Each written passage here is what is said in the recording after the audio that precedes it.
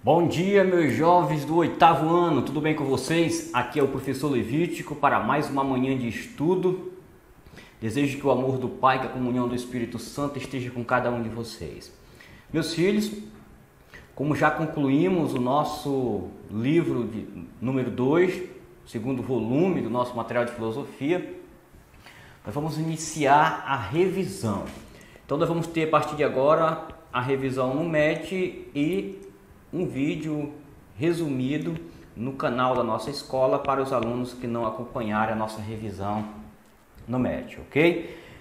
Hoje, meus filhos, nós vamos iniciar a primeira parte da nossa revisão. Não vamos revisar o livro todo de uma vez para não ficar o vídeo muito longo, então vamos dividir em duas partes. Essa parte de hoje, vamos trabalhar a página 2 à página 10, tá? Então, de 2 a 10, nós vamos revisar nessa primeira parte. E o restante a gente revisa no próximo vídeo, tudo bem? Então, meus filhos, como já trabalhamos todo o livro, isso aqui vai ser uma síntese, tá? Vamos ter uma breve esclarecimento, uma conversa, para que a gente possa frisar sobre alguns aspectos fundamentais a se concentrar os nossos estudos para possíveis avaliações, ok? Então, o nosso material didático, ele traz aí o tema, não é, transversal a ser trabalhado em todos os capítulos sobre o ato de decidir sobre ideias.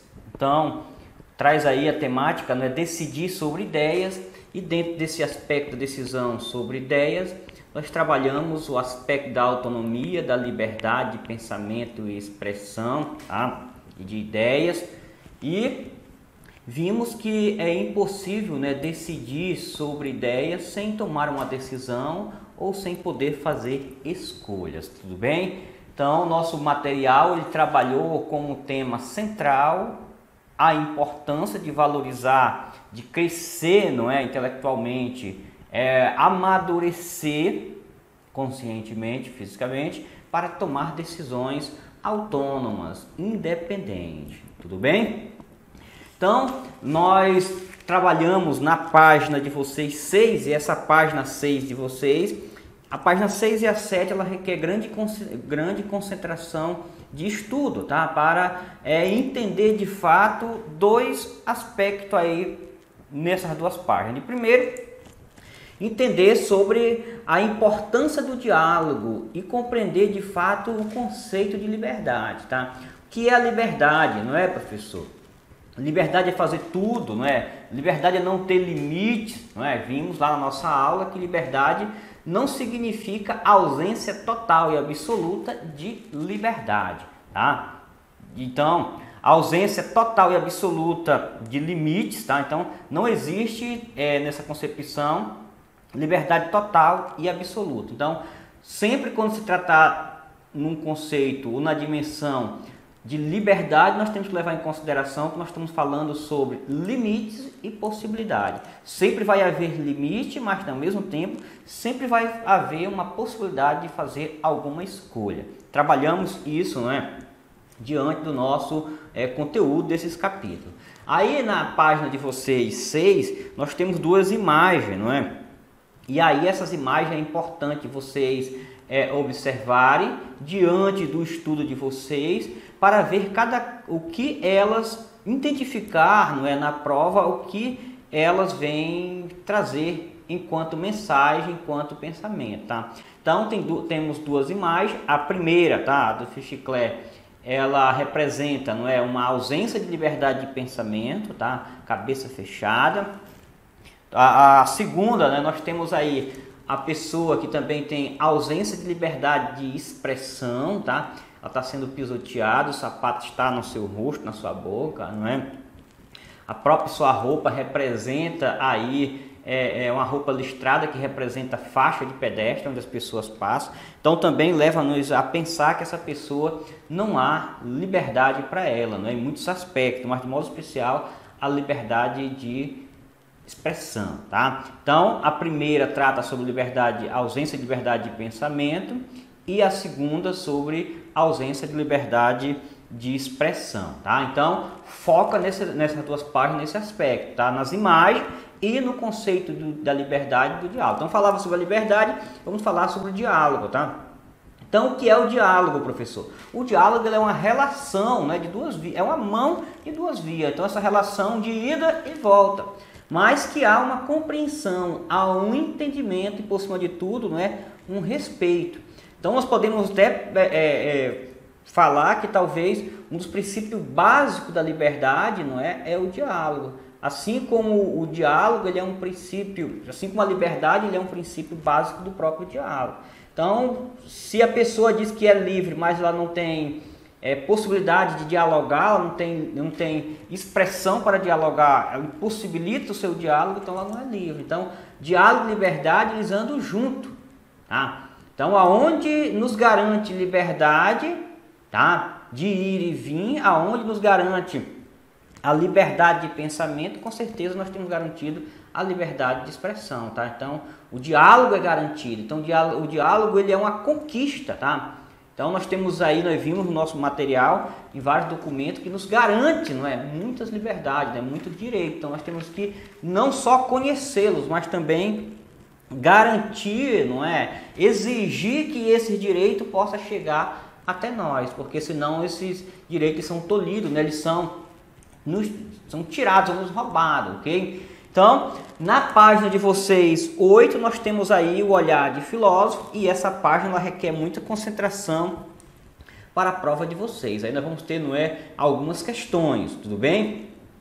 Então, aí nessa página nós trazemos aí, discutimos dois grandes filósofos, né, clássicos, a pessoa de Sócrates e a pessoa de Platão, tá?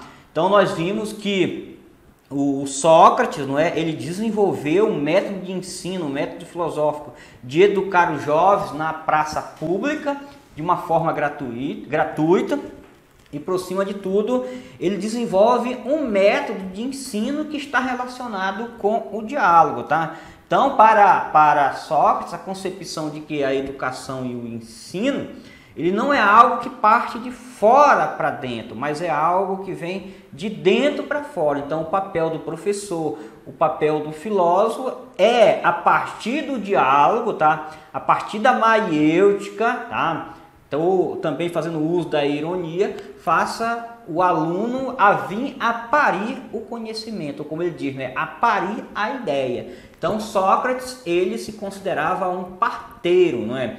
Não um parteiro que dava a luz em forma de vida, mas um parteiro que dava a luz em forma de conhecimento. Então é uma analogia que ele faz à sua mãe, que era parteira de fato, concreta, né?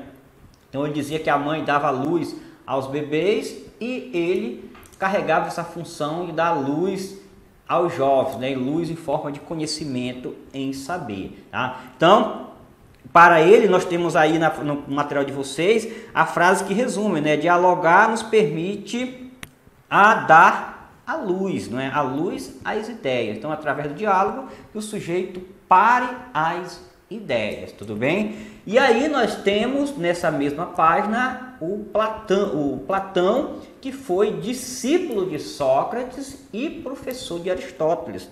Então, tudo que nós conhecemos através de Sócrates foi através dos seus discípulos, de modo especial o discípulo Platão. Então, o próprio material de vocês vem dizer, não é, que Sócrates não escreveu nada e tudo que é escrito sobre ele chegou até nós através de Platão, tá? E uma das coisas que vocês devem também identificar é que as próprias obras de Platão, as primeiras obras, né, um grande número de obras, elas foram escritas em forma de diálogo, tá? Então são chamados diálogos platônicos, que esse diálogo, a personagem central desse diálogo é a personagem Sócrates, que conversa com seus discípulos, né? Dialoga com eles, transmitindo o conhecimento e o saber. Assim como nessa mesma página de vocês, 8, existe um fragmento do diálogo de Sócrates. Então faça a leitura para compreender melhor o que eu estou relembrando a vocês, tá tudo bem? Então o Platão, ele teve uma grande influência do seu mestre, do seu professor, o Sócrates, tá? Então ele passou grande parte da sua obra divulgando, publicando as ideias do seu mestre. Depois o Platão ele vai sofrer uma grande influência do seu discípulo, que é o Aristóteles. Então, depois o Platão vai ter até algumas mudanças sobre os seus pensamentos, sobre as suas teorias, sobre a sua filosofia, graças à influência do seu discípulo, do seu aluno Aristóteles. Então, nós podemos dizer que as primeiras obras de Platão elas são influência de Sócrates, a segunda parte são influência de Aristóteles. E as últimas obras de Platão, que são as chamadas obras da velhice, de fato são pensamentos autônomos, independentes do próprio Platão. Tá? Então, para ver como é que há essa dinâmica, não é? Esse movimento da evolução do pensamento e do saber. Não é? Nunca é tarde para mudar, não é? Nunca é tarde para se aperfeiçoar e nunca é tarde, muito menos, para se educar, para saber e conhecer, tudo bem? E aí, para a gente encerrar a nossa primeira parte, não é, da nossa revisão, a página de vocês aí, a 10, nós temos aí o diálogo pode aprimorar. E essa página ela é essencial, ela é fundamental e central nessa temática da nossa revisão, tá? Para que a gente possa vir a fazer umas boas questões de prova, tudo bem? Por quê? Porque aí nós temos um filósofo também, tá? O filósofo Hegel, George Hegel, que ele vai desenvolver a partir da importância do diálogo, a partir, não é, da necessidade de valorizar-se essa dimensão humana tão importante que é a linguagem, não é, que é o discurso. O Hegel ele vai desenvolver um conceito fundamental para dizer que quem não sabe dialogar, quem tem a mente fechada, não é? Ou quem tem um discurso radical, nunca é tarde para se aperfeiçoar, nunca é tarde para se aprimorar e a melhorar esse diálogo. Então ele vai desenvolver o conceito, não é, de dialética, tá? Então, o conceito de dialética elaborado por Hegel, ele vai ser importante. Porque esse material aí nessa página vai mostrar que quando nós dialogamos, quando nós discutimos com ideias diferentes da nossa, a nossa possibilidade é ampliar o nosso conhecimento. Discutir saber com quem já sabe como eu sei, a gente não cresce muita coisa, mas falar, dialogar com quem pensa como nós também não acrescenta muita coisa. Mas quando conversamos, quando discutimos com alguém que sabe, tem experiências de vida, de saberes diferentes da nossa, isso vai nos auxiliar a saber alguma coisa. Da mesma forma, quando discutimos com alguém que não pensa como nós, aí também há uma grande possibilidade de aprender ainda mais. Então, para o Hegel, não é, a dialética ela é esse movimento de ideias, de pensamento, de saberes diferentes, mas que ao fazer essa relação gera-se novos saberes, não é? Gera-se nova discussão. Então, na prática, o Hegel vai dizer, não é, que confrontar ideias é confrontar ideias diferentes, não é? Ou discutir com quem pensa diferente de nós, sempre nós vamos gerar novos pensamentos, novas ideias. Então, a frase que marca aí no material, ele diz, não é, confrontar ideias diferentes gera novas ideias, tá? Então, de modo especial, aí você tem que saber o que foi que o Hegel elaborou, que é o conceito de dialética, e perguntar, professor, o que é dialética? Não é? Na prática, a gente pode dizer que a dialética ela é um movimento, é um confronto, né? É uma relação, um embate de pensamento, de saberes diferentes, tá? Mas que nós podemos dizer que a dialética ela é uma relação entre tese, antítese e síntese, não é? Então, todo conhecimento, todo saber é uma relação de tese, antítese e síntese. Tá? Então, um exemplo para vocês compreenderem mais fácil é o que vocês fazem em relação a um texto dissertativo. Então, o professor dá lá para você um tema e aí você vai desenvolver, discutir aquele tema. Ou você vai concordar ou você vai discordar. Tá? Então, aquele tema não é a tese. Tá? O que você vai discordar é o que nós chamamos de antitese, tá? E o que você conclui, o que você elabora a partir da sua antitese é a síntese, tá? Então, todo conhecimento nessa relação dialética é uma síntese, tá? da relação. Todo saber, todo conhecimento, ele é uma síntese, tá? De uma antítese que foi elaborada de uma tese. E aí, quando elabora uma síntese, acabou, concluiu? Não. O Hegel vai dizer que toda vez que chegamos a uma síntese, essa síntese se torna uma nova tese, que terá uma antitese e essa antitese uma síntese. Então, o conhecimento ele não tem fim, porque todo tempo onde vamos discutindo, vamos elaborando, há grandes possibilidades de se aperfeiçoar e elaborar ainda mais. Tudo bem, meus filhos? Beijo no coração de todos e até a próxima revisão, se Deus quiser. Esperamos, não é, que você tenha assistido a nossa aula do MET e também agora tenha revisto o nosso vídeo ou tenha assistido o vídeo e também depois tenha assistido a nossa aula, não é, a nossa videoaula dialogando no Google Meet. Abraço e até a próxima, se Deus quiser.